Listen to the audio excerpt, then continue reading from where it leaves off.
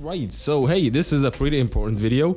As you can see, I am actually doing a video and talking to you guys. This is not something that I usually do. And so yeah, help me out here. If you find this video helpful, press on that like button.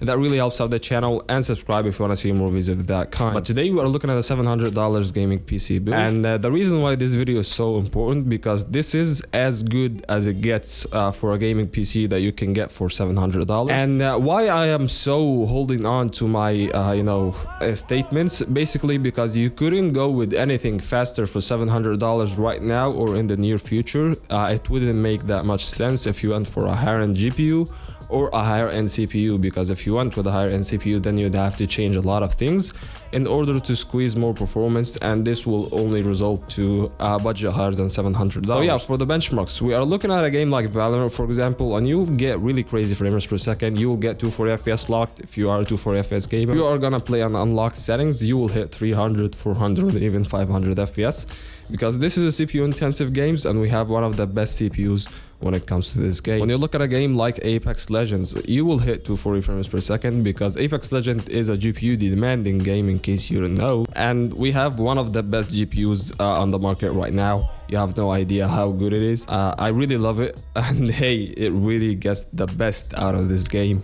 When it comes to Call of Duty Warzone, yeah, I would say you'd get 144 FPS, but I'm pretty sure that you can go higher by like 40 to 50 frames per second. I'm pretty sure like this is a GPU that would squeeze 180, for example.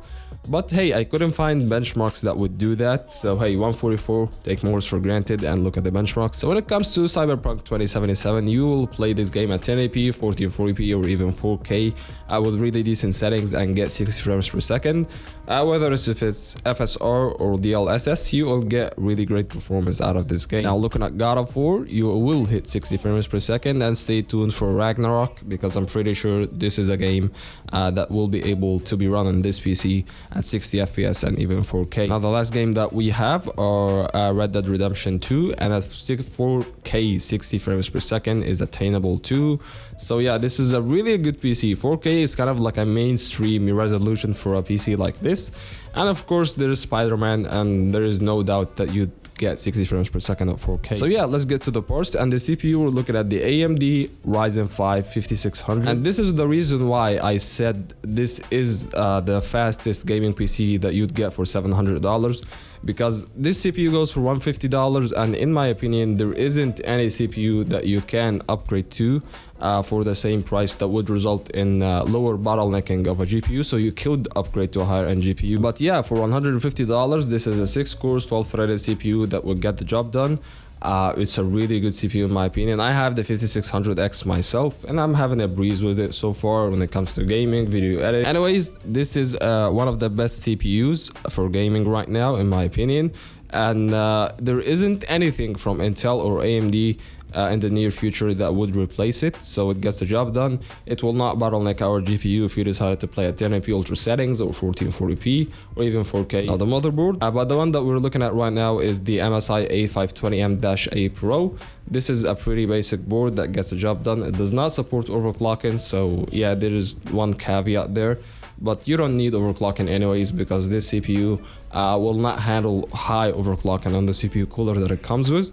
Anyways, a pretty basic board. It's got the upgrade pass to the 5800X3D if you'd like to. But yeah, it really gets the job done, and I really like. As for the RAM, we're looking at two 8GB sticks of DDR4 3200 MHz RAM. Now if you'd like to go with 32 gigs, do so if you have the extra money, or you could get any of these parts for cheaper and your budget allows you to do so. But 16 gigs for now seems to be fine, seems to be the golden standard, and there isn't any game that requires more than 16. But you are on the bleeding edge, so keep that in mind. As for the SSD, we're looking at 512GB M.2 SSD that goes for $30. This is an entry-level SSD, but that means that you're getting fast boot up times, loading speeds, and it doesn't consume that much space or weight.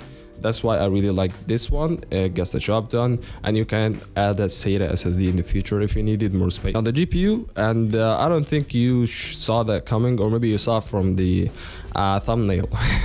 We were looking at the AMD RX 6700 XT. As you can tell, GPUs right now are so cheap because mining on Ethereum has officially been dead.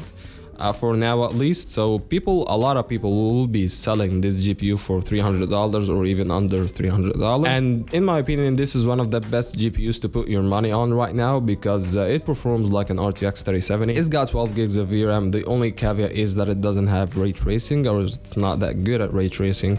But other than that, you're getting crazy performance, you're getting crazy results. And hey, if you want something from Nvidia, get the RTX 3060 Ti. Gets the job done. It's a no-brainer also, but it doesn't go for the same price the 6700 XT go for. So I'll leave links for Amazon warehouse deals and eBay deals in case you are interested in this GPU in the description. But there isn't much to say about this GPU because this is as high as you can go for with the Ryzen 5 5600. So yeah, this is the best option. It really goes so well with our CPU. And yeah, gets the job. As for the power supply, we're looking at an EVGA 600 watt 80 plus certified power supply, bronze, I'm pretty sure. This one goes for around $40 to $45. You wouldn't need more than that for this PC. Now, I wouldn't also say that you'll have the good upgrade path in the future, but for now it gets the job done, and this is pretty much all of what your PC needs. Now for the case, we are looking at the AeroCool Cyclone Mini case because this is a $700 budget PC, and basically pretty much half of the budget is on the GPU. So yeah, this is a budget case. It gets the job done. The airflow is okay. It's got, I believe, 3 fans installed, or maybe 1 on the back and 2 in the front. So yeah, gets the job done for under $50, and it's more than enough. So yeah, hey, that's been it. If you like the video, press the like button. If you want to see more videos of that kind, subscribe, and I'll see you in the next one. Peace.